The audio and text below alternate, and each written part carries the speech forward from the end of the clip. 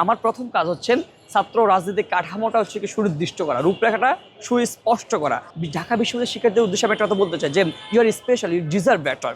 প্রথম কথা যদি একজন বিবি প্রার্থী হিসেবে বলেন, বিবি প্রার্থীর কাজ কিন্তু আপনার লিমিটেড।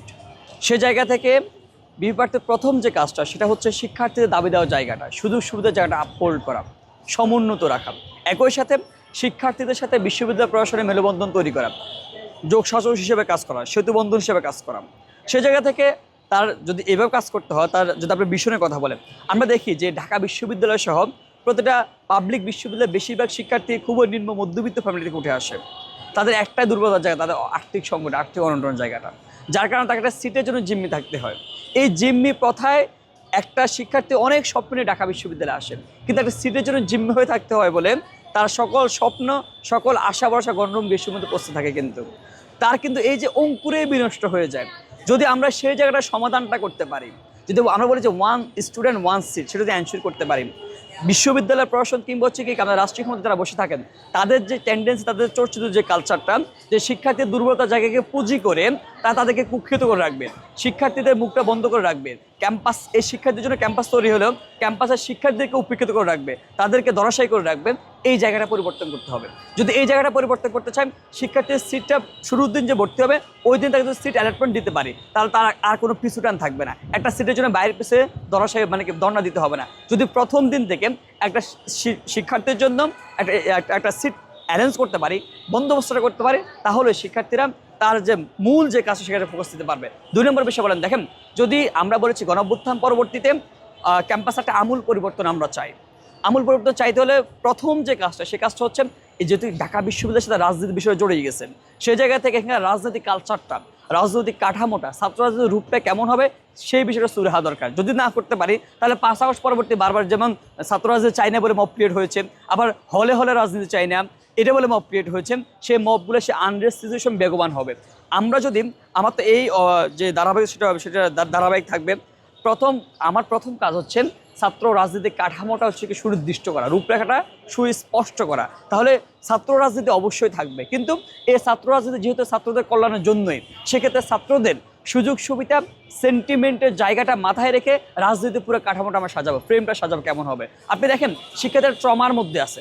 এই ট্রমাটাকে বিগত দিন তারা হচ্ছে কি ছাত্রলীগের আমলে তাদের গণরুম গেস্টুমিনির জন্য নিপীড়নের শিকার, সে একটা সিটের জন্য সে কুক্ষিগত হয়ে রাখার শিকার, তা সত্ত্বেও শিকার। তারা চায় না যে আবারও হলে রাজনীতি ফিরে যাক। তারা শুধু ছাত্রলীগের আমল না, ছাত্র দলের আমলও সেম হয়েছে।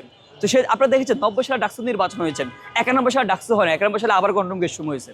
তো সেই জায়গা থেকে তার একটা শঙ্কার জায়গা আছে, ট্রমার জায়গা আছে। এই ট্রমার জায়গাটা উত্তর হচ্ছে আমাদের মূল সংকটের জায়গাটা। যদি ট্রমাটা কাটাতে পারি, যে রাজনৈতিক সুরাহাটা, ফয়সালাটা কেমন হবে, কমন একটা আন্ডারস্ট্যান্ডিং আসতে পারে, এই হবে রূপরেখা। হলে রাজনীতি থাকলে এই ধরনের থাকবে, না থাকলে এই ধরনের থাকবে, একাডেমিকে থাকবে না, হল এরিয়া থাকবে না, ক্যাম্পাস লেভেলে থাকবে। সবার মধ্যে একটা আন্ডারস্ট্যান্ডিং হবে যে আপনি এই কাজগুলো করতে পারবেন। যদি একটা সুস্পষ্ট সনদ তৈরি করতে পারে, কন্ট্রাক্ট তৈরি করতে পারেন, তাহলে মনে হয় অনেক সমস্যার সমাধান হয়ে যাবে। নাহলে আদতে আনরেস্ট সিচুয়েশন বেগবান হবে, শিক্ষার্থীরা আবার দাসে পরিণত হবে, তাদেরকে আবারও হচ্ছে মেকানিজম করে নানানভাবে দাস বানিয়ে রাখা হবে। এটা হচ্ছে ফ্রেন্ড বায়োটি। এর বাইরে যদি আমি বলি যে বিশ্ববিদ্যালয় কোন জায়গায় যাবে, আপনি বিশ্ববিদ্যালয় শুধুমাত্র মানে কি মানে একদম আমি একটা কথা বলে, দেখেন ঢাকা বিশ্ববিদ্যালয়ের শিক্ষার্থীদের উদ্দেশ্যে আমি একটা কথা বলতে চাই যে you are special, you deserve better. আমরা কিন্তু ঢাকা বিশ্ববিদ্যালয়ের দেশের আনাচে কানাচে থেকে অনেক মণিমুক্ত তারা হচ্ছে একদম ছেঁকে নিয়ে আসেন, কিন্তু এই মণিমুক্তগুলো হচ্ছে গণরুম গেস্টের মধ্যে পৌঁছতে থাকে। আপনি যদি প্রপার ট্রিটমেন্ট দিতে পারেন, প্রপার সব কিছুর ডিমান্ডটা ফুলফিল করতে পারেন, আহামরি কোনো কিছু না, কিন্তু আপনি বেসিক যে নিডসটা, আপনি আবাসন সংকটটা আপনি উত্তরণ করতে পারেন, আপনি যে খাবারের যে বিষয়টা সেটা যদি আপনি উত্তরণ করতে পারেন, সেটা আপনার অনেকাংশ হবে।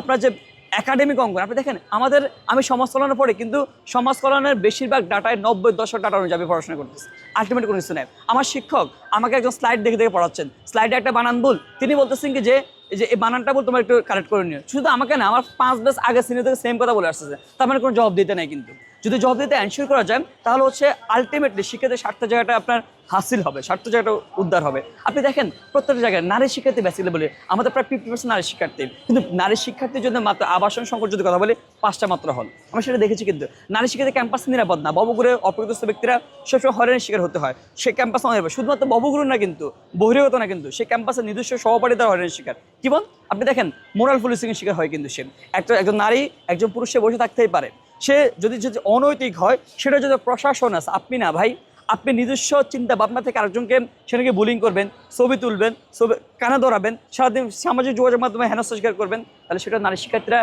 কখনোই ঢাকা বিশ্ববিদ্যালয়ের জায়গায় তার যে পরিবার তাকে আসতে দিবে না কখনো। সেটা একটা সংকটের জায়গায় তৈরি হবে। সেই জায়গা থেকে যদি আমরা বলি নারীদের যে বুলিংয়ের শিকার, অনলাইন যে হেনস্থার শিকার, সেটা থেকে উত্তরণ করতে হবে। যদি আমরা অল ওভার এই সমস্ত কাজ করতে পারি, প্রাথমিক পর্যায়ে ঢাকা বিশ্ববিদ্যালয় আমাদের যে দীর্ঘমেয়াদী যে আকাঙ্ক্ষাটা, সেই আকাঙ্ক্ষা বাস্তবায়নে আমরা রোড মানে ট্র্যাকে উঠতে পারবো।